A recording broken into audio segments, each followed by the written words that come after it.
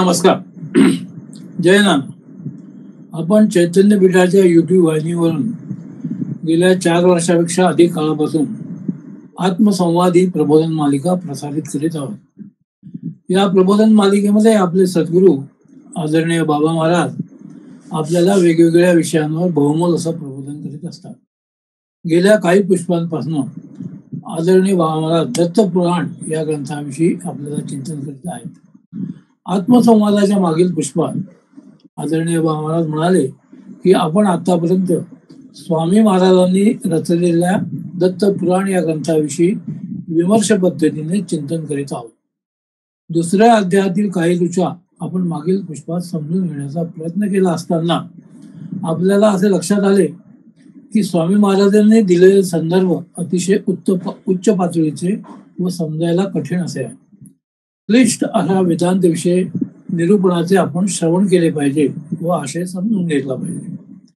पूर्वमीमांसाबद्दल विवेचन करताना महाराज म्हणतात की समाधी साधनांच्या सिद्धीसाठी सर्वांपेक्षा यज्ञादी क्रिया कराव्यास सांगितल्या आहेत. त्या केल्या असता वैराग्य उत्पन्न होते.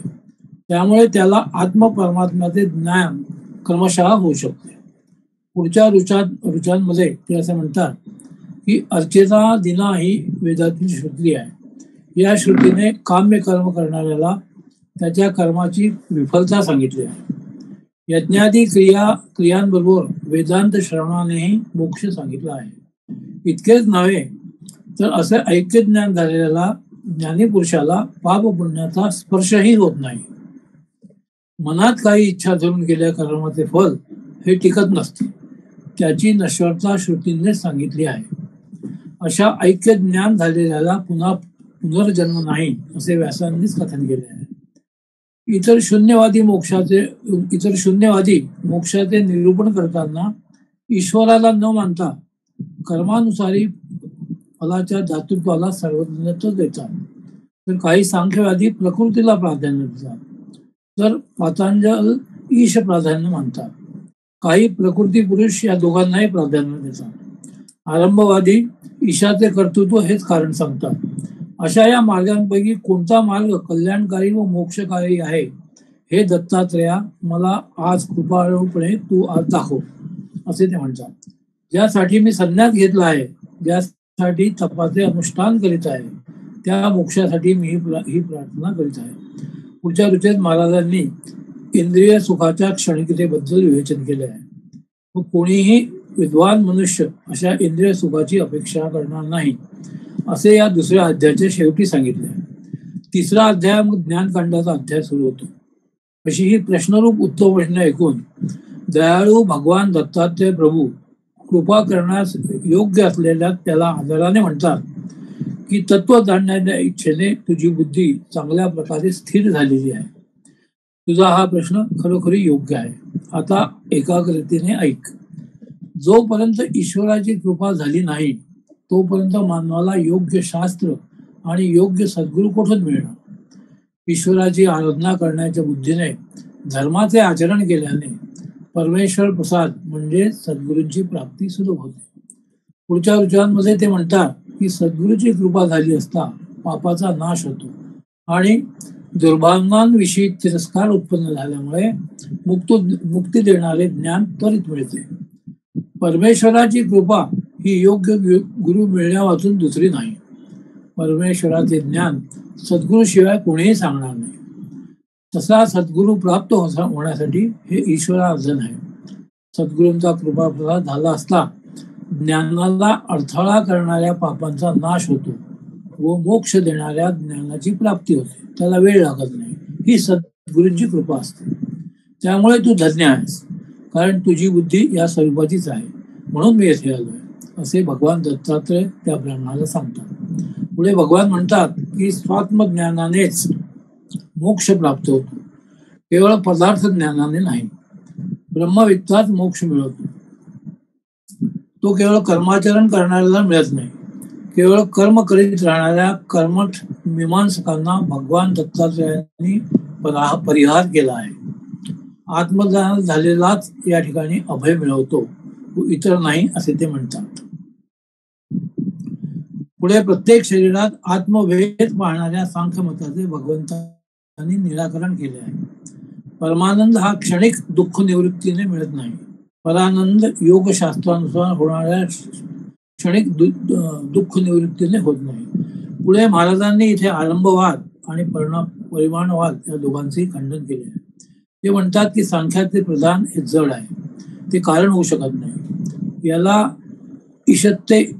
इक्षते नाश शब्दम हे वचनही प्रमाण आहे. स्वतः आत्मा अविकारी असून एकांशाने ही सृष्टी जणू उत्पन्न करतो असे वाटते.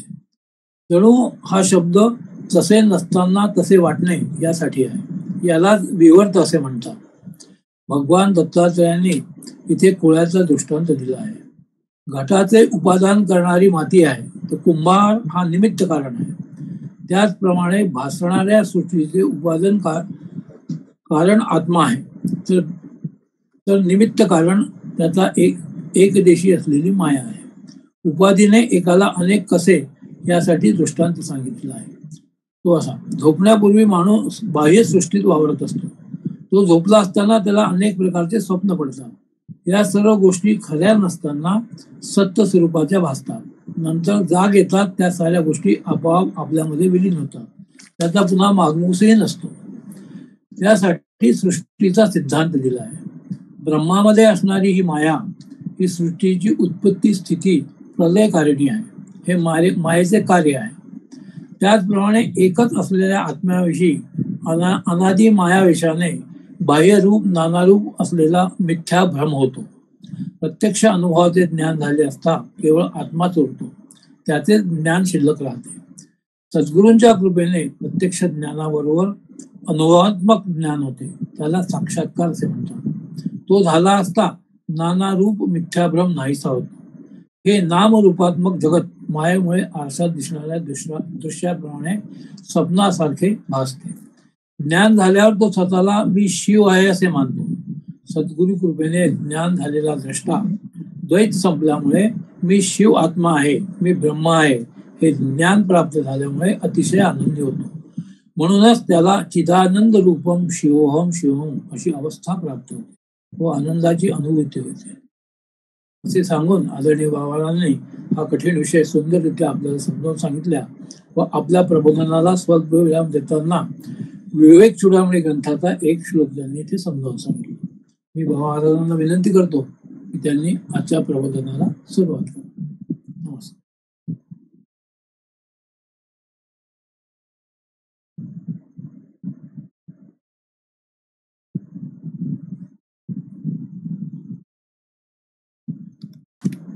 नमस्कार. अनुसूया अत्रि संभूतो दत्तात्रेयो दिगंबरा स्मर्तृगामी स्वभक्तानां उद्धरतां भवसंकटा. असे हे स्मर्तृगामी भगवान दत्तात्रेय हे जेव्हा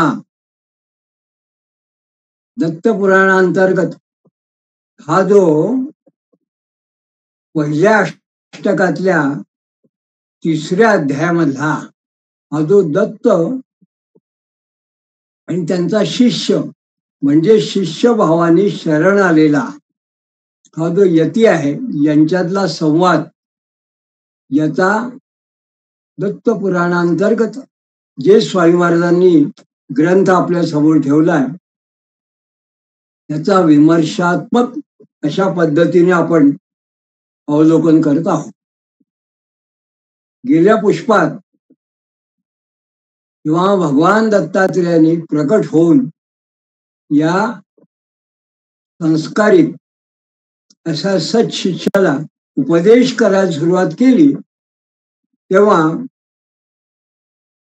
शेवटले जे श्लोक होते म्हणजे पहिल्या अष्टकातल्या 3ऱ्या अध्यायातला 15 आणि 16 या श्लोकांमध्ये स्वामी महाराजांनी आपल्या या दत्तपुराणात असं म्हटलं, अर्थात भगवान दत्तात्रेय असं म्हणतात, मिथ्या भ्रमा प्रबोधेयमेका स्वात्मैव शिष्यते. आणि भातिदम स्वा अंतरा दर्श दृश्य वन मायया बही स्वप्नवत जात मी जातम इव तत्प्रबुद्धा स शिवोस्म्य अहम. जे थोडक्यात एकदा का मिथ्या जो हा भ्रम आहे जगताचा हा दूर झाला आणि हा मिथ्या भ्रम हा दूर होण्याकरता जे विशेष ज्ञान झालं म्हणजे अनुभवगम्य ज्ञान असं झालं, म्हणजे या जगामध्ये जो भक्त असेल, जो शिष्य असेल, जो साधक असेल, जो अभ्यासक असेल, असा जो कोणी असेल तो आणि देव हा काय आहे तर केवळ आत्मरूपच उरतो, केवळ आत्माच राहतो. आणि मग शिल्लक काय राहतं तर त्याला हे आत्मज्ञान हेच शिल्लक राहतं त्याच्या ठिकाणी. म्हणजे तो सर्वभूत आत्मैव भवती, हे संपूर्ण जगत हे आत्मस्वरूपच आहे असं त्याला ज्ञान प्राप्त होतं. म्हणून स्वात्मैव शिष्यते, स्वात्मैव अवशिष्यते, तो आत्मस्वरूप होऊन राहतो. हे कशामुळे होतं हे ज्ञान तर सद्गुरु कृपेमुळे प्रत्यक्ष जे ज्ञान आहे, ग्रंथात्मक तत्वज्ञानात्मक जे ज्ञान आहे त्याच्याबरोबर अनुभवात्मक ज्ञान त्याला प्राप्त होतं शिष्याला. म्हणून सद्गुरु कृपेने होणारं ज्ञान हे केवळ ग्रंथिक ज्ञानापेक्षा महत्वाचं आहे असं महाराजांना सांगायचं होतं. आणि ते ज्ञान म्हणजे एक प्रकारचा जणू काही साक्षात्कार आहे. म्हणून महाराजांनी असं म्हटलं की हे त्याला ज्ञान झालं की समोरचं आपल्या आसपास असणार हे जे काही बाह्य जगत आहे हे स्वप्नासारखं आहे, स्वप्नवत आहे. स्वप्नातून एखादा माणूस जागा झाला की त्याला स्वप्नात पाहिलेली जी काही सृष्टी असेल, जे काही कर्म आहे त्याचा लोप होतो, ते अदृश्य होतात. त्या पद्धतीने हे जगत हे स्वप्नवत आहे. त्याला ज्ञान झाल्यानंतर, तो जागा झाल्यानंतर, जागृत झाल्यानंतर मात्र त्याला काय ज्ञान होतं तर तो स्वतःच शिव आहे, शिवोहम ही त्याला अनुभूती होती. याला साक्षात्कार असं महाराजांनी म्हटलंय. तर अशा पद्धतीने या 16व्या श्लोकामध्ये स्वप्नवत जातमिव तत्प्रबुद्धा असा तो बुद्धिमान किंवा ज्याला ज्ञान झालाय असा तो ज्ञानी, तो जेव्हा शिवोस्म्यम असं म्हणतो तेव्हा महाराज पुढे सांगायला सुरुवात करतात.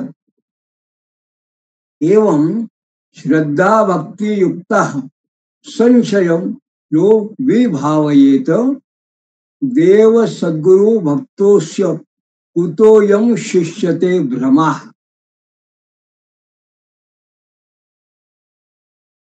म्हणजे अशा पद्धतीने श्रद्धा भक्तीने युक्त असणारा असा जो मुक्तात्मा, जो मुक्त झालेला आहे, जो देव आणि सद्गुरु भक्त संशय याचा दूर करतो, त्याचा भ्रमण शिल्लकच कुठे राहणार आहे. कुतोयम शिष्यते भ्रमा, मग त्याला या जगात वावरताना भ्रम नेमका आहे तरी कुठे, म्हणजेच त्याला भ्रम राहणार नाही. त्याचा भ्रम निराश झालेला आहे जगाच्या बाबतीत असं महाराजांना सांगायचं आहे. आणि मग अनादि स्वप्न भ्रमोयम न स्वयं विनिवर्तते किंतु स्वदैव योगात प्राप्त कृदेवा आचार्य प्रसादता. म्हणजे स्वप्नासारखा हा जो अनादि भ्रम आहे यातूनच हा जो शिष्य असेल जो सद्गुरु कृपेने निवृत्त किंवा मुक्त होत नाही, तर तो स्वतः दैवयोग, आप्तवाक्य आणि देवकृपा आणि सद्गुरूंचा प्रसाद यामुळे निवृत्त होतो. म्हणजे एका अर्थाने महाराजांना या ठिकाणी असं सांगायचं आहे की एखाद्या माणसाला असं वाटलं की त्याला साक्षात्कार झाला, म्हणजे स्वप्नातून एखादा माणूस जागा झाला, म्हणजे स्वप्नातला जो भ्रम आहे तो निघून गेला, तसा जागृतीतला भ्रमही निघून जातो. अशी जर कोणाच्या मनात शंका असेल, त्या शंकेला एक प्रकारे समाधान म्हणून महाराजांनी या श्लोकात असं म्हटलंय की हा जो भ्रम आहे हा फक्त त्याला स्वप्न जागृती एवढीच उपमा नाहीये, तर त्याच्याकरता आप्तवाक्य म्हणजे त्याची जे जवळ असणारे जे लोक आहेत, मार्गदर्शक आहेत, त्यांचं मार्गदर्शन, देवकृपा म्हणजे ईश्वराची कृपा आणि सद्गुरूंचा प्रसाद यामुळे त्याला खरी ही निवृत्तीची शिवम अवस्थेची प्राप्ती होत असते, असे या ठिकाणी महाराजांनी सांगितलं. पुढे महाराज असं म्हणतात की कृत्या युक्तानुभूत्याच यत् सत्यम तद्ब्रवीति मे आत्मा वा इदमग्रे भून्यान्य यत्किंचित कथंचन. म्हणजे श्रुतीने, युक्तीने, अनुभूतीने जे सत्य आहे तेच तुला मी सांगतो, असं भगवान दत्तात्रेय शिष्याला सांगतात त्या यतीला. ते काय म्हणतात, आत्मा वा इदमग्रे भो न्या न किंचित किंचित अथंचन. म्हणजे आत्मा वा इदमग्रे सगळ्यात आधी या जगत सृष्टीच्या निर्मितीच्या पूर्वी आत्माच होता, आत्मतत्वच होतं, दुसरं काहीही नव्हतं. म्हणजे या ठिकाणी आपल्याला जगाची उत्पत्ती जी आहे, ज्याला उत्क्रामंत स्थितम, उत्क्रांती असं पण जगाची असं म्हणतो, पण उत्क्रांतीपेक्षा जगाची उत्पत्ती या सगळ्यात आधी काय होतं, तर याच्या संदर्भामध्ये महाराज या ठिकाणी सांगतात की हे सगळं जे संपूर्ण दृश्य असं जगत आहे, हे संपूर्ण जगत उत्पन्न होण्याच्या पूर्वी फक्त आत्माच होता, म्हणजे आत्मतत्व होतं. आता भगवान दत्तात्रेयांनी हा जो सिद्धांत सांगितला आहे त्याला श्रुती वचनाचं प्रामाण्य आहे, आणि तो सिद्धांत जो आहे तो युक्तियुक्त आहे. तसाच त्यांनी असं म्हटलंय की जे अनुभवी असे संत आहेत, आचार्य आहेत, त्यांनी त्यांना अनुभव घेतला आहे, त्यामुळे जणू काही हे सत्यच आहे, तेच भगवान या ठिकाणी सांगतात. म्हणून त्यांनी असं म्हटलं, युक्त्यानुभूत्याच यत् सत्यम तत्सत्यम तद्ब्रवीति मे. म्हणून हे सगळे जे सत्य आहे, खरोखर सत्य आहे, ते तुला सांगितलं. या ठिकाणी फोड करून सांगायची, जो आत्मा आहे तो तेच ब्रह्म आहे, जो आत्मा आहे ते सत आहे. मग एकम सत विप्रा बहुधा वदंती. एक जे मूळ सत आहे त्या सताला विद्वान लोक, आचार्य लोक वेगवेगळ्या नावाने ओळखतात. काही लोक काय म्हणतात, तेच ब्रह्म, सत्यम सत्यम अदनंतम ब्रह्मम, सत्यविदम आनंदम ब्रह्म. मूळ जे आहे इथे इदम, ब्रह्म जे आहे ते सत आहे, तेच सत्य आहे, तोच आत्मा आहे, या ठिकाणी महाराज असं म्हणतात. आणि आपण जर का भागवत पुराण बघितलं, त्याचा जो पहिला जो आहे, जन्माद्यस्य येतो जन्माद्यस्य सताः, म्हणजे या सृष्टीच्या निर्मितीच्या पूर्वी फक्त सत असं होत, फक्त सत. सतम अग्रे इदम, जगाच्या प्रारंभाच्या पूर्वी फक्त सत तत्व होत, सत होत. तस्यात भूतानी जायंती, त्यापासून सगळी भूतसृष्टी निर्माण झाली असं आपल्याला सगळे शास्त्र सांगतात. म्हणून महाराजांनी सांगितलं की श्रुती तेच सांगतं, आपण भागवत म्हटलं तेच सत्य आहे. त्या सता तेच जगाच्या पूर्वी होतं, हेच ब्रह्मा आहे. आणि या ठिकाणी महाराजांना ते जे सत आहे त्याचं ते एक जे स्वरूप आहे मूळ, ते काय आहे, ते सत म्हणजे आत्मा आहे. आपण सच्चिदानंद आत्मा असं काही ठिकाणी शब्द जेव्हा वापरला जातो तेव्हा तो आत्माच सत आहे असा एका अर्थाने होतो. म्हणून हा जो आत्मा आहे हाच जगाचा प्रारंभी होता असा एक वेगळा सिद्धांत भगवान दत्तात्रेयाने मांडला. आणि हे स्वामी महाराज या ठिकाणी प्रतिपादन करतात. ते असं म्हणतात, स ईक्षणादिना शुद्ध सत्व माया मोपा आश्रिता सर्वज्ञत्वा विलक्ष्मा भूमिन्न भूमिन निमित्तम व्यष्टधीश्वरा. या ठिकाणी त्यांनी असं म्हटलं की तो जो आत्मा आहे ज्याला आपण सत असं म्हणतो, ज्याला भाष्यकार लोक ब्रह्म असं म्हणतात, ज्याला ईश असं म्हटलंय, स ईक्षणादिना, ईश आदी असं सुद्धा ज्या ठिकाणी म्हटलं, ईशावास्यम इदम सर्वम यत्किंच जगत्याम जगत. संपूर्ण जगात ओत प्रोत व्याप्त असा ईश तत्व आहे म्हणजे ईश्वर आहे. ते जे काय आहे तोच आत्मा जो आहे तो, हा जो आत्मा आहे तो शुद्ध सत्व असा आत्मा, त्याला शुद्ध सत्व असं म्हटलंय. आपण जेव्हा सत्व म्हटलं त्याला मूळ तत्व म्हणून सत्व असं म्हटलं, सत्तत्व म्हणून सत्व. आणि तो काय आहे तर आत्मा आहे.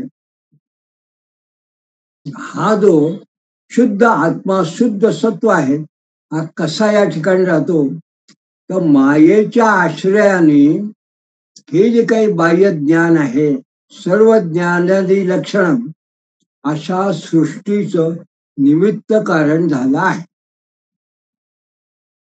तो आत्मा हा मायेच्या आश्रयाने, म्हणजे माया हा या पद्धतीने जेव्हा या आत्म्याला मिळाली तेव्हा या आत्म्याने जणू काही या मायेच्या साह्याने या संपूर्ण सृष्टीचं निर्मिती केली. आणि तोच आत्मा जो आहे तो व्यक्तीचा ईश्वर कारण आहे. म्हणजे या पद्धतीने जर एखाद्याने थोडा आणखीन पुढे जाऊन विचार केला तर आपल्याला असं लक्षात येतं की स्वामी महाराज सुद्धा जे आचार्यांनी सांगितलं आहे, शंकराचार्यांनी जे सांगितलं आहे ते तत्व तेही प्रतिपादन करतात. आचार्यांनी त्यांच्या भाष्यामध्ये जेव्हा जेव्हा असा विषय निघाला तेव्हा त्यांनी याचा उल्लेख केलाय, ब्रह्मसत्यम जगन्मिथ्या ब्रह्म जीवो वै नापरा. हे आचार्यांनी म्हटलंय, प्रसिद्ध वाक्य आहे आचार्यांचं सूत्र. का? कारण आचार्यांनी एक ठिकाणी असं म्हटलंय, शंकराचार्यांनी मुख्य म्हणजे की श्लोकार्धेन प्रवक्ष्यामी यदुक्तम ग्रंथ कोटिभिः. म्हणजे कोट्यावधी तत्वज्ञानात्मक असे जे ग्रंथ आहे त्या ग्रंथांनी जे सांगितलं आहे तेच मी मूळ तत्वज्ञान अर्ध्या श्लोकात सांगतो. श्लोकार्धेन प्रवक्ष्यामी, अर्ध्या श्लोकात सांगितलं. यद उत्तम ग्रंथ कोट्यावधी ग्रंथाचे काय त्यांनी सांगितलं, ब्रह्मसत्यम जगन्मिथ्या ब्रह्मजीवो वै नापरा. हा जो श्लोकार्धाचा पहिला भाग आहे, ब्रह्म सत्यम जगन मिथ्या, तेच तत्वज्ञान या ठिकाणी महाराज दत्तात्रेयांच्या निमित्ताने सांगतात. आणि ते सांगतात की मूळ काय आहे, तर तिथे शंकराचार्यांनी ब्रह्म शब्द वापरला, या ठिकाणी महाराज जो आहे तो आत्मा शब्द या ठिकाणी फक्त प्रयोजन केलंय त्याचं. त्यांनी जगत असं म्हटलंय, प्रकृती असं, जगत मिथ्या म्हटलंय. या ठिकाणी महाराजांनी जगत किंवा प्रकृती म्हणजे माया असा शब्द वापरला. म्हणजे विचार तोच आहे, अद्वैत पद्धतीने आहे, तत्वज्ञान तेच आहे, पण महाराज त्यांच्या शब्दात वेगळ्या पद्धतीने नव्हे, त्यांच्या शब्दात आपल्यासमोर ठेवतात तेच परंपरागत तत्वज्ञान. म्हणजे या ठिकाणी जेव्हा त्यांनी असं म्हटलं की शुद्ध सत्व माया मुपाश्रिता, म्हणजे ही जी माया आहे ही कशी आहे, हे शुद्ध सत्व जे आहे ही माया, याचे स्वरूपाची माया, याच्या आश्रयाने हा आत्मा या सृष्टीची निर्मिती करतो. या ठिकाणी याचा अर्थ काय आहे, तर शुद्ध सत्व ही माया आहे, या शुद्ध सत्वापासून निर्माण होणारी जी माया आहे, तिला वेष्टून असणारी त्या मायेला प्रकृती असं म्हणतात. आणि या ठिकाणी महाराजांनी एक संदर्भ सांगितला श्रुतीचा.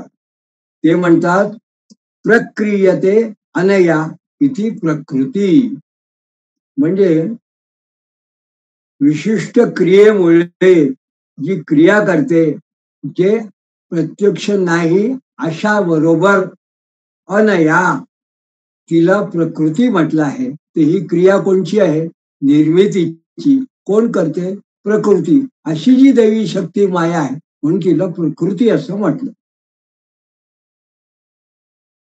म्हणून महाराजांचा मुख्य सिद्धांत या ठिकाणी ते सांगतात की ह्या जगताच्या निर्मितीला मायेबरोबर आत्मतत्व, आत्मा हा सुद्धा एक उपादान असा कारण आहे. म्हणून माया आणि आत्मा हे वेगळे मानण्याचं कारण नाही, ते एकच आहे. पण जगाचं निमित्त कारण असणारं जे आहे, म्हणून आपण भासमान स्वरूपात आत्म्यापेक्षा मायेला या ठिकाणी मानलेलं आहे. की थोडक्यात सांगायचं तर हे सगळं सांगण्याचं कारण असं की महाराजांना असं सांगायचं आहे की सृष्टीपूर्वी हे संपूर्ण जगत म्हणजे आत्मा होतं, आत्मरूपच होत. आणि या सिद्धांतानुसार आत्म्याला जर का जगदभाव उत्पत्ती येईल, आत्मा विश्वाचं कारण कसं आहे, ही जर एखाद्याला शंका आहे, म्हणून इंद्रो मायावी पुरुरूप येते अशी जी काही वचन आहे, अशा वचनांचा आधार घेऊन महाराजांनी याचा उहापोह केला. पण पुढे मात्र महाराज त्यांचा हे जो वेदांत आहे तो आणखीन वेगळ्या पद्धतीने विस्तार करून सांगतात. ते म्हणतात की उपादानम तामसीच ददान पांचभौतिकम अयम तत्व पदवाच्यो भूतपरम ब्रह्मा अत्र लक्षकम. आता या ठिकाणी बरोबर आपल्याला पांचभौतिक हा शब्द लक्षात आला, पंचमहाभूत, आणि ब्रह्म अत्र लक्षकम, ब्रह्म हाही शब्द आपल्याला मिळाला. आणि अयम तत्पद वाच्यो, ते पद असा सुद्धा आपल्याला या ठिकाणी शब्द मिळाले. तर म्हणजे महाराजांना काय सांगायचंय, तर तमप्रधान, एकीकडे आत्मा हा सत्वगुणयुक्त आहे, माया ही तमोगुण प्रधान आहे. तर या तमोप्रधान मायेला स्वीकारणारा सत्वप्रधान असा जो आत्मा आहे, हा या जगाच्या निर्मितीचं कारण आहे. आणि हा जो आत्मा आहे हा तत्पद वाच्य आहे. तत्व असी, तत्त्वम असी, हे जे ब्रह्मवाक्य त्यातले काही प्रमाण आहेत ब्रह्मसूत्रात, त्यातलं जे तत्पद आहे तत्त्वम, हे जे तत्पद आहे हे तत्पद, हा जो वाचक आहे तो हा आत्मा आहे. त्यामुळे तो हा आत्मा तद्ब्रह्म असं जेव्हा आपण म्हणतो तर या ठिकाणी तद्ब्रह्म म्हणजे परब्रह्म, म्हणजे हा आत्माच तो दाखवण्याकडे जणू काही लोक संकेत करतात, वेदांती असे या ठिकाणी महाराजांना सांगायचं आहे. म्हणून हा आत्मा आणि ब्रह्म या दोन मधली गफलत जी सामान्य माणसाला असती ती जणू काही दूर करण्यासाठी मग या निमित्ताने महाराजांनी असं सांगितलं, अयम आत्मा परम ब्रह्म. यातलं परब्रह्म हे जे आहे हे सच्चिदानंद स्वरूप असून ते लक्ष्य आहे. आणि तोच सच्चिदानंद स्वरूप असलेला हा जो आत्मा आहे हा कसा आहे तर हा मायेच्या उपाधीने युक्त आहे. यात तो मुक्त झाला तर तो ब्रह्मस्वरूप होतो, तो जणू काही मूळ पदाला पोचतो, कारण ते त्याचं लक्ष आहे. म्हणून धृत्वा मलिन सत्वांच जीवो अज्ञत्वादि लक्षणम अभूत्वम पदवाच्यो कूटस्थ ब्रह्म लक्षकम. म्हणजे मलिन सत्व मायेच्या उपाधीने अज्ञात्वादी लक्षणम, अज्ञान वगैरे अशी जी काही लक्षणं असतात अशाने जो युक्त आहे असा जीव त्वम पद वाच्य झाला. त्वम अशा ठिकाणी त्या पदावरती त्याचं वाटचाल चालू झाली किंवा या ठिकाणी तो पोचला म्हणजे मग तो काय होतो तर त्याला कूटस्थ ब्रह्म अशी जेव्हा त्याची अनुभूती किंवा अशी त्याची अवस्था होती ते हेच अभ्यासकाचं, एखादं साधक असेल त्याला ब्रह्मात्मैक्य भाव ज्याला असं म्हणतात शंकर, ते त्याचं लक्ष्य आहे. आपण म्हणा आजच्या भाषेत बोलायचं तर टार्गेट आहे, हे त्याला लक्ष्य आहे, ही त्याला प्राप्त करण्यासाठी ही सगळी उपासना वगैरे तत्वज्ञान सांगितलेलं आहे. आणि शक्ती परा स्वतंत्र अस्य जगद्देवम ततो भवत विवर्त न्यायता इदम वशम रज्जू सर्पवत. म्हणजे या आत्म्याची स्वतंत्र श्रेष्ठ अशी शक्ती आहे. त्या जणू काही या आत्मशक्तीनेच, या आत्म्याच्या शक्तीद्वारा आतापर्यंत आपण जी चर्चा केली त्या प्रकारचं हे बाह्य दिसणारं मायावी असं विश्व निर्माण झालं आहे असं महाराज सांगतात.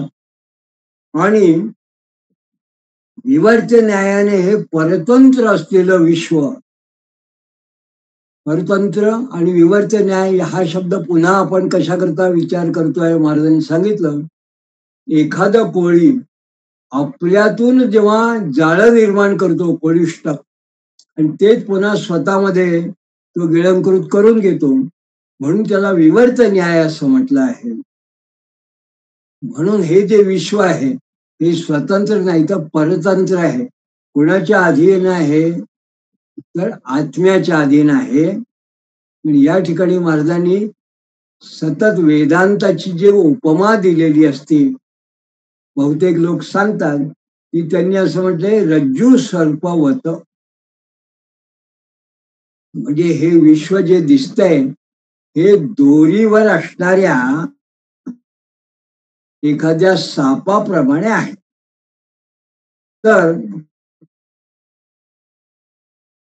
दोरीवरती अंधारामध्ये आपल्याला जेव्हा काय हालचाल वाटते तर आपल्याला काही वेळा असं वाटतं की दोरी म्हणजे साप, की दोरीवर साप आहे असं काही ठिकाणी आपल्याला वाटतं. पण मुळामध्ये किंवा विवर्त न्याय वगैरे आपण आता जो विचार केला तर इथे अधिष्ठान म्हणजे काय आहे, तर रज्जू ही भासणाऱ्या सर्पाचं अधिष्ठान आहे. दोरी जर नसती तर सर्प आपल्याला कसा भासला असता.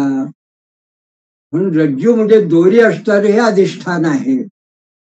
दोरी ही असते पण सर्प आहे हा भासणारा, हा नुसता भासतो, तो प्रत्यक्षात नसतो, तो केवळ भासतो.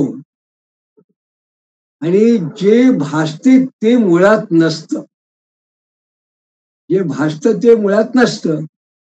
त्याप्रमाणे महाराज असं म्हणतात की आत्मा हा अधिष्ठान आहे, पण त्याच्यावरती ज्याप्रमाणे दोरीवरती सर्प भासतो तो प्रत्यक्ष नसतो, त्याप्रमाणे हे विश्व आहे या दोरीच्या अधिष्ठानावरती एक प्रकारे आपल्याला भासतं.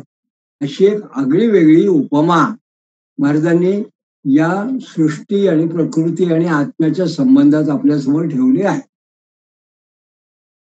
आता महाराज पुढे म्हणतात, अत्र गुप्तेश्वरी शक्ती ही सर्व वस्तू नियामिका अन्योन्य धर्म सांकर्या विप्लवोष्य न चेद्दिशाहा. म्हणजे पंचमहाभूतात आणि पंचमहाभूतांपासून तयार झालेल्या भौतिक सृष्टीमध्ये सर्व वस्तूंचं नियमन करणारी अशी एक ईश्वरी शक्ती आहे. पण ती कशी आहे, गुप्त आहे. अत्र गुप्तेश्वरी शक्ती ही गुप्त असणारी अशी एक जी शक्ती आहे जी या संपूर्ण विश्वाचं पांचभौतिक जे काही विश्व आपल्याला जाणवतं, दिसतं, भासमान होतं आणि ही भौतिक सृष्टी ज्यापासून तयार झाली त्यांचं नियमन करण्यात अशी एक गुप्त शक्ती आहे.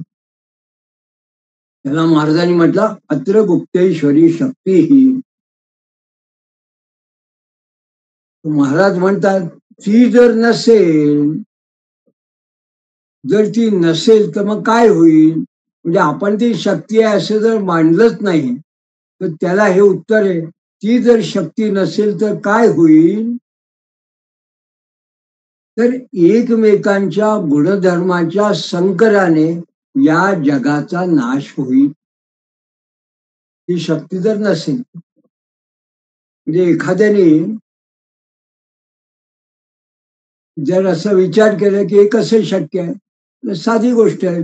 अग्नी आहे आणि जल आहे, वायू आहे, पृथ्वी आहे, हे चारी तत्व आहे.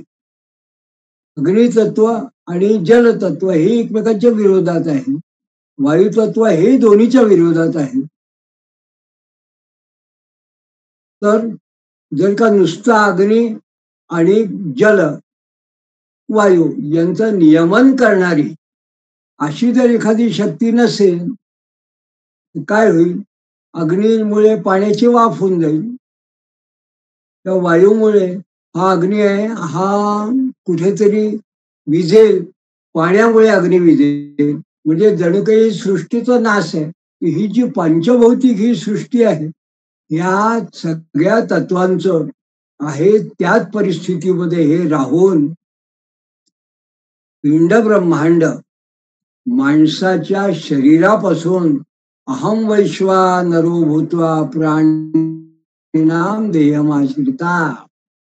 माणसाच्या शरीरात अग्नितत्व सुद्धा आहे, जलतत्वही आहे, वायुतत्वही आहे. हे नियमन करणारी जशी शक्ती आहे तशीच संपूर्ण ब्रह्मांडातही आहे. ही शक्ती जर नसती तर जणू काही एकमेकांच्याच गुणधर्माप्रमाणे हे सगळं नष्टच झालं असतं, ही सृष्टी जगच नष्ट झालं असतं असं महाराजांना सांगायचं आहे.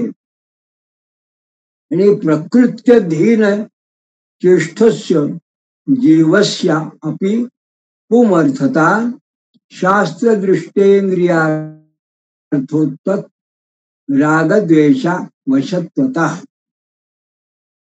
म्हणून प्रकृतीच्या अधीन असलेल्या जीवाला शास्त्रीय दृष्टीने इंद्रियांचा विषयाविषयी जो काही राग द्वेषाचा असतो त्यांच्या ताब्यात न जाता पुरुषार्थाची प्राप्ती होते.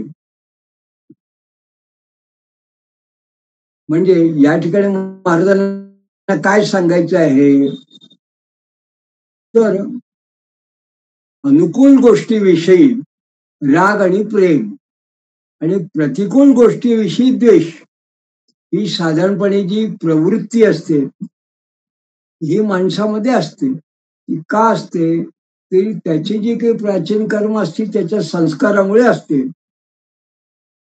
त्यामुळे एकंदरीत या कर्माच्या अधीन असणारी जी त्याची वृत्ती आहे, प्रवृत्ती आहे, प्रकृती आहे, हीच मुळामध्ये प्रकृती आहे या सृष्टीत असणारी.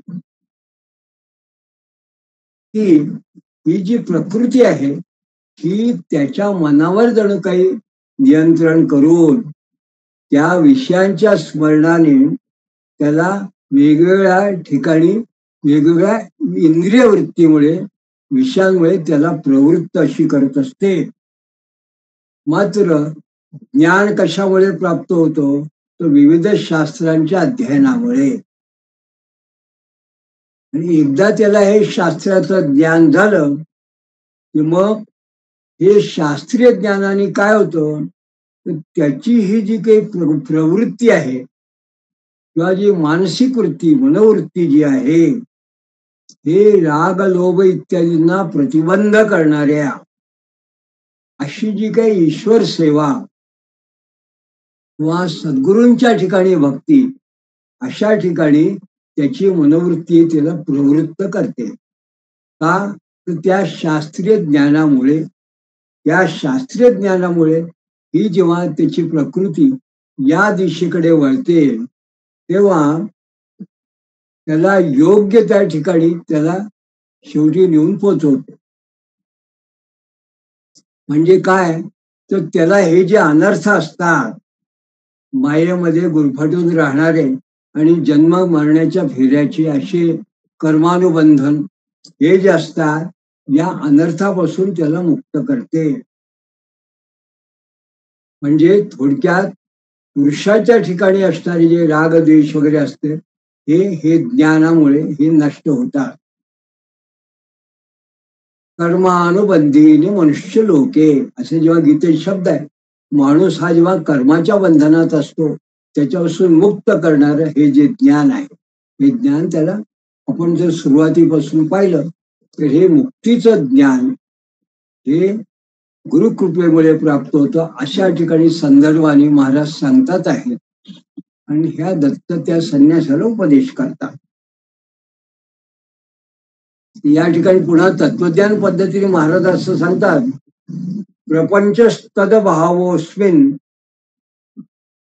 अध्यारोपापवादताः प्रपंचोपशमे शांते जीवे द्वैते कथन्निवो. म्हणजे या आत्म्याच्या ठिकाणी मुळामध्ये आत्म्याच्या ठिकाणी अध्यारोपाचा अपवाद असल्यामुळे या आत्म्याला प्रपंच नाही. प्रपंच म्हणजे पंच ज्ञानेंद्रियांनी पंच कर्मेंद्रियांनी जे काही कार्य होतो त्यांनी जो काही परिणाम होतो जो काही कर्मबंधन तयार होतात ते आत्म्याला लागू होत नाही. म्हणून महाराज या ठिकाणी असं म्हणतात की या ठिकाणी आत्म्याच्या ठिकाणी याचा अभाव आहे. मग प्रपंचाचा उपशम झाला असता एखाद्याला जर असं वाटलं की आत्म्याच्या ठिकाणीच हे जर काही नाहीच आहे तर शांत अद्वैत आत्म्याच्या ठिकाणी मग त्याला हे बंध मोक्ष हे तरी कसे त्याच्या ठिकाणी राहतील. तर याला महाराज असं म्हणतात की प्रपंच हा भासमान आहे हे कळतं. त्यामुळे प्रपंचात असणारे बंध मोक्ष मुळातच भासमान असल्यामुळे, ते प्रपंच नसल्याने ते आत्म्याजवळ येऊ शकत नाही. पण आपल्याला का वाटतं की आत्म्याला बंध आहे की मोक्ष आहे, की हे जे आहे भासमान आहे, तर हे अज्ञानामुळे होतं. म्हणून या ठिकाणी महाराज सांगतात की प्रकाशमान गतिमान सूर्यावरती ज्याप्रमाणे दिवस रात्रीचा संबंध येत नाही, उपमा दिली की सूर्याला प्रत्यक्ष दिवस आहे की रात्र आहे याचा संबंध सूर्याशी जसा येत नाही, तर हा पृथ्वीवरची जे लोक आहेत त्यांच्या दृष्टीने आहे, प्रत्यक्ष सूर्याला नाही. त्याप्रमाणे आत्मा हा सुद्धा स्वतंत्र असल्यामुळे त्याच्यावरती बंध मोक्ष हे आत्म्याला येत नाही. आत्मा हा मुक्तच आहे. बंध मोक्षो तथा जीव सर्वेश्वराभिधाव अपि कोशोपाधी परित्यागान्न जीवो नापी चेश्वरा. जे आता महाराज असं म्हणतात की बंध मोक्षाप्रमाणे जीव आणि ईश्वर भेद सुद्धा नाही. बंध मोक्षो तथा जीव सर्वेश्वर भिदव अपि, जीव ईश्वर भेद सुद्धा नाही. का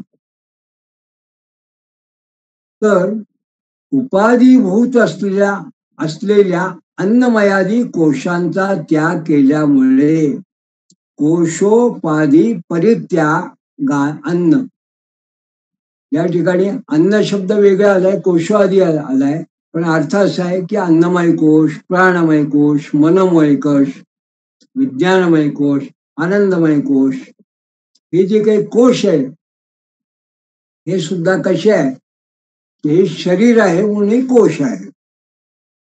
तर याचा जर का त्याग झाला, म्हणजे हे सुद्धा जर भासमान वाटू लागले,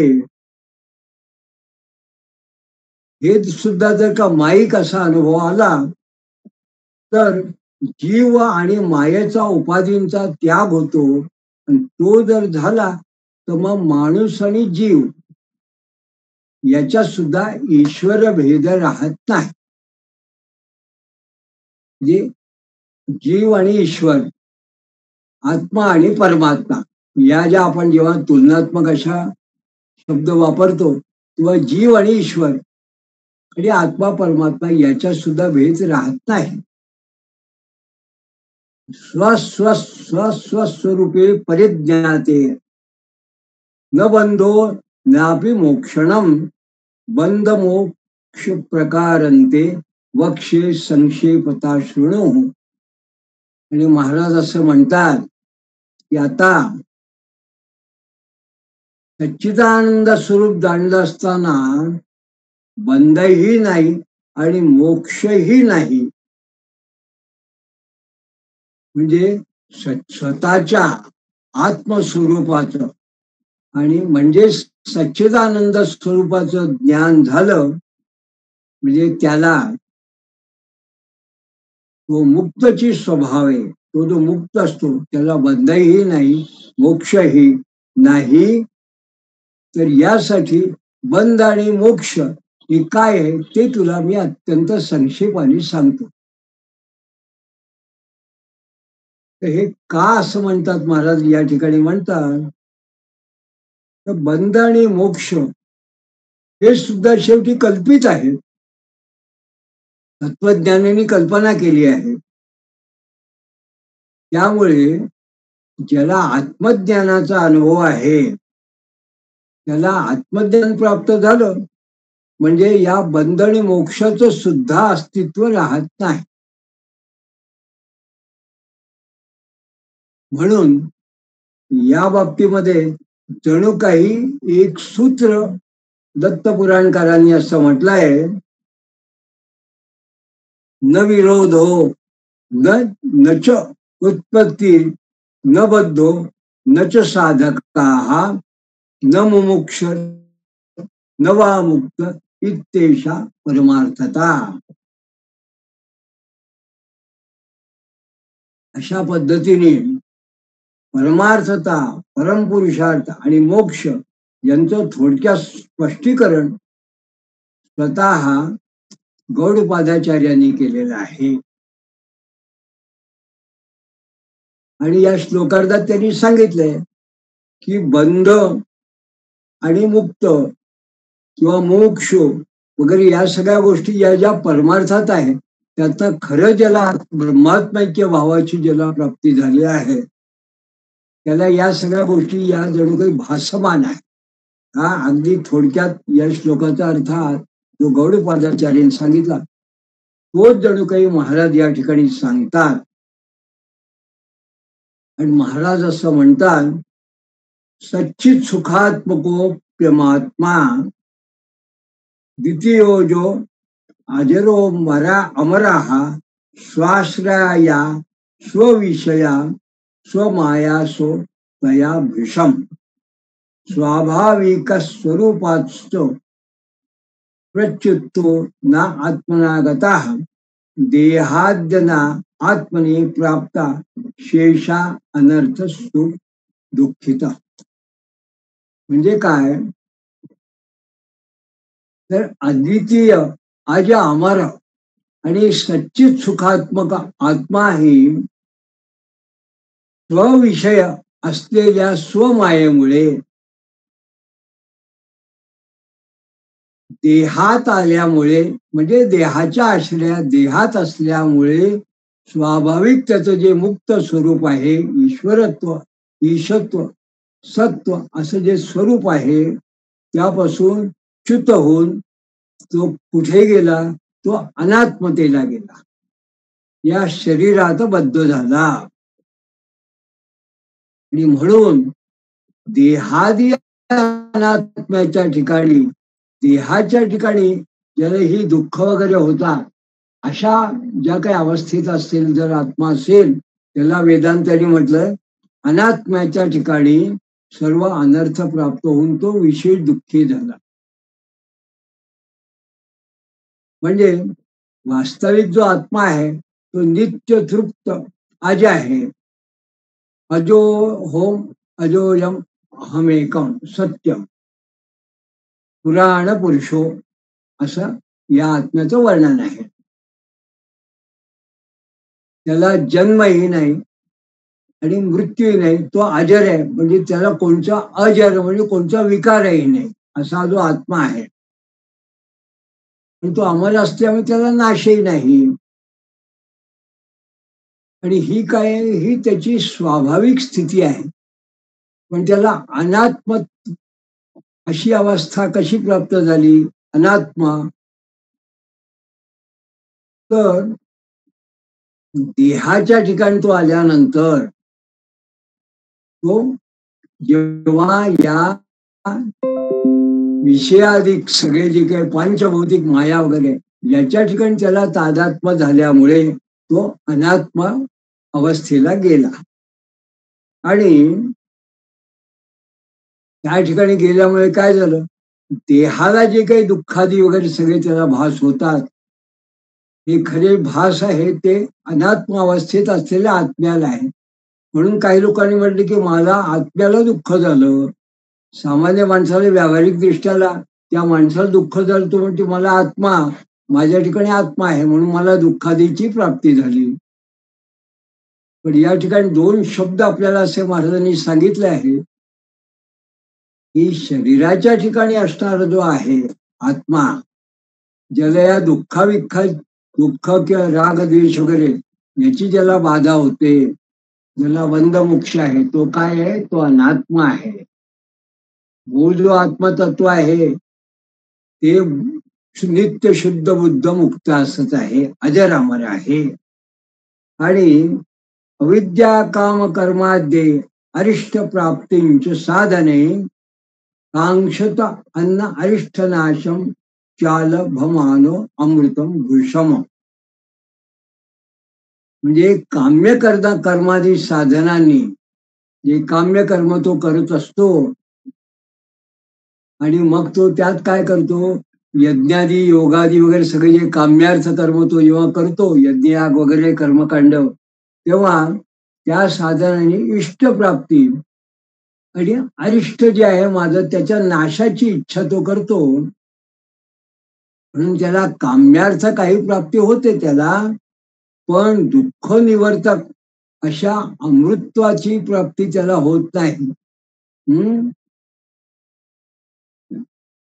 काल अमानो अमृतम भृशम, ते मात्र त्याला काही प्राप्त होत नाही.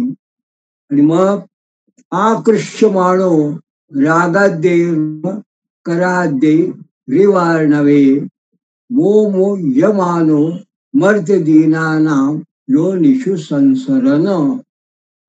म्हणून समुद्रामध्ये ज्या पद्धतीने मगर वगैरे जे असतात त्यांनी वेढल्याप्रमाणे हा जो आहे राग लोभा आदीकडून आकृष्ट झालेला हा जो काही मनुष्य आहे, जो स्वतःला आत्मस्थित असं म्हणतो, किंवा त्याचा आत्मा हा नाना प्रकारच्या मर्त्य योनी संचार करीत मोहून गेलेला असा मूल्यमानो मर्त्यादिनानाम योनिषु संसरण, अशा वेगवेगळ्या योनींमध्ये तो फिरत राहतो. मग असं असताना कथम चिद्दैव योगेन लब्ध्वा जन्मोत्तमं यदा नित्य नैमित्तिक श्रौत कर्मभी स्वसुनिष्ठते. म्हणजे दैवयोगाने जर उत्तम जन्म ब्राह्मण जन्म मिळून ईश्वराला संतुष्ट करण्यासाठी स्वतः आसक्त वृत्तीने असा जर त्याला जन्म मिळाला आणि तो जर या पद्धतीने वागू लागला, तर नित्य नैमित्तिक वेद विहित कर्मानी आणि रागलोभानी अंतर्गत चित्त मल नष्ट होऊन त्याला संन्यास घेण्याची त्याची प्रवृत्ती होते. ईश्वरार्थ व्यपगत रागाद्यंतर मलो यतीही दोषदृष्ट्या दैकाद्यार्थ विरक्त साधनान्वित. आणि मग त्याला जेव्हा हा यती म्हणजे संन्यास घेण्याची त्याला वृत्ती होती, त्याला त्याची अशी वृत्ती संन्यासाकडे वळते. मग तो जणू काही ऐहिक सुखाविषयी विरक्त आणि साधन चतुष्टय संपन्न असं होऊन, असं तो जो यती असेल तो ब्रह्मात्मभावं बुभुत्सु श्रद्धा भक्तेव सद्गुरुं उपेत्य विधिवत तस्माद्वेवा वेदांत श्रवणादिना. म्हणजे मग तो ब्रह्मात्मा भाव जाणण्याची इच्छा ज्याच्या मनात झालेली आहे, तो जीव बुभुत्सु म्हणजे त्याला जणू काही त्याची ओढ लागलेली आहे, तो जीव श्रद्धेने आणि भक्तीने सद्गुरु जवळ येऊन त्याच्याकडून यथाविधी वेदांत श्रवण आदीनी, म्हणजे विधिवत तस्माद वेदांत श्रवणादिना, वेदांत श्रवणाचे वाक्य आहे, महावाक्य वगैरे जे असतात ती तत्वमसी वगैरे, अशा वेदांत श्रवणाने तो जणू काही मुक्ततेच्या दिशेने वाटचाल करतो.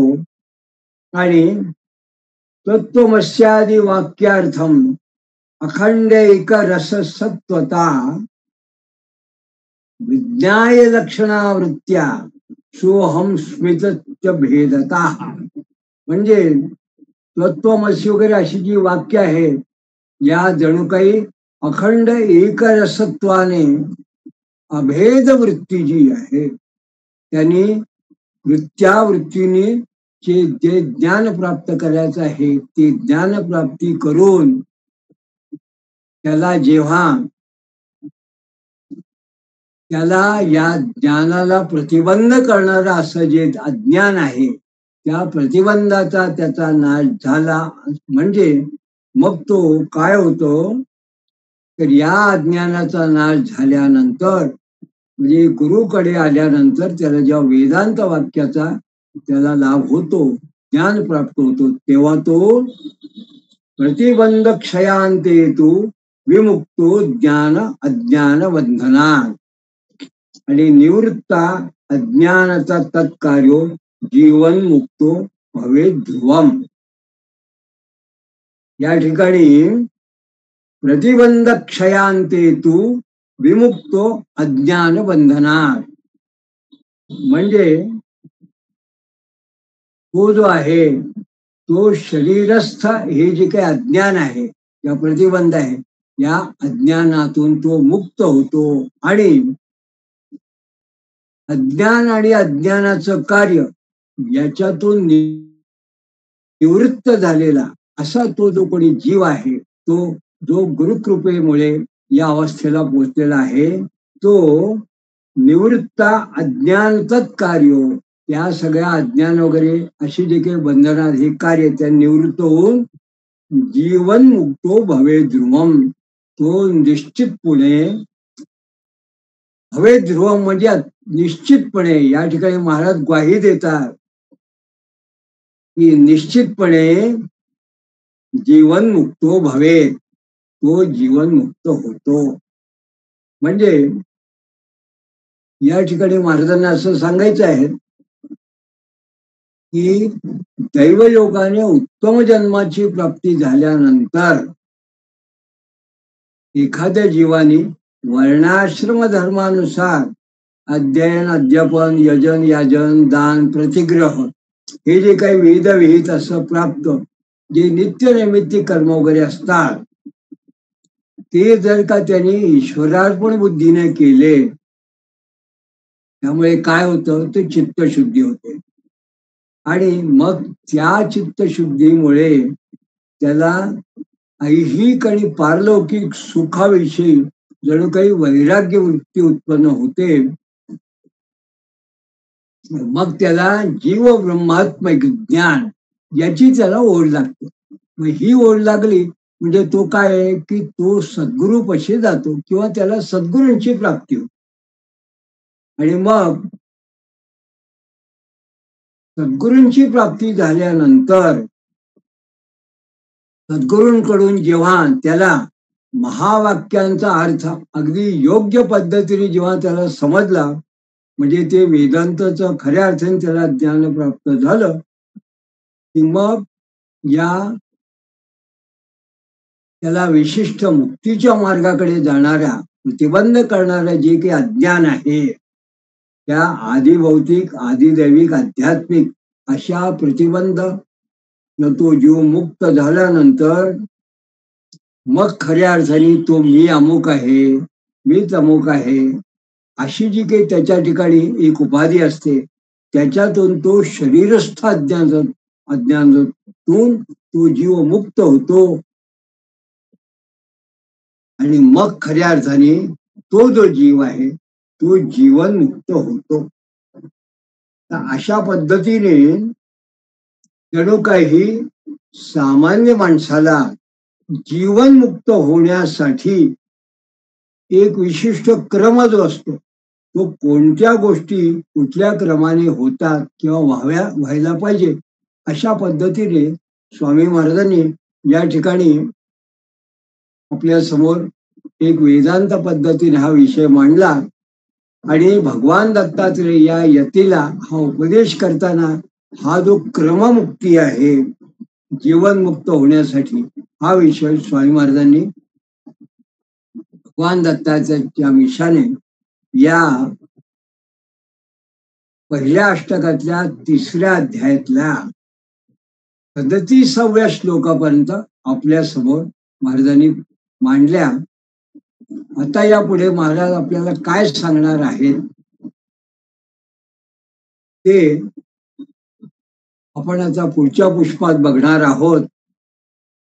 तोपर्यंत आज आपण जेव्हा विषय सुरुवात केली तेव्हा आपण असं बघितलं की महाराजांनी मुक्त कसा असतो त्याची लक्षणं, ज्ञान काय आहे त्याची लक्षणं, विवर्तवाद काय आहे, या जगाचं जे सृष्टी निर्मितीचं कारण काय आहे ते जे आत्मलक्षण आहे, त्या आत्म्याच्या वर्णनापासून सुरुवात करून आत्मा हाच कसा मुख्य आहे, सृष्टी आणि प्रकृती ही माया दृष्टीने उपाधी आहे, ही जणू काही अज्ञानरूपी अशा पद्धतीने माणसाला भासमान होणारी अशी एक प्रकृती जी आहे, सृष्टी आहे, हा भ्रम आहे. हे जे काही वेदांताचं तत्वज्ञान आहे, हे हळूहळू सांगून मग महाराजांनी शेवटी एक क्रममुक्तीचा हा एक वेगळा विषय आपल्या समोर मांडला. आणि सद्गुरूंना शरण गेल्यानंतर सद्गुरूंकडून वेदांत वचन आणि जे ज्ञान आहे, जे काही ज्याला असं म्हणतात की सूत्र आहेत, वाक्य आहे, वेदांत वाक्य आहे, त्यांचं श्रवण आणि त्याचा मूळ अर्थ हा कळल्यानंतर तो खऱ्या अर्थाने माणूस कसा मुक्त होतो, जीवन मुक्त होतो, याचं वर्णन महाराजांनी केलं.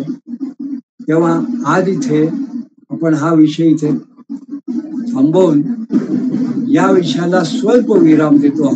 पुढल्या पुष्पात आपण याचा पुढचा भाग म्हणजे महाराज आता आपल्याला पुढे उपदेश काय सांगतात ते या पुढे आपण बघणार आहोत. तोपर्यंत अवधूत चिंतन श्री गुरुदेव.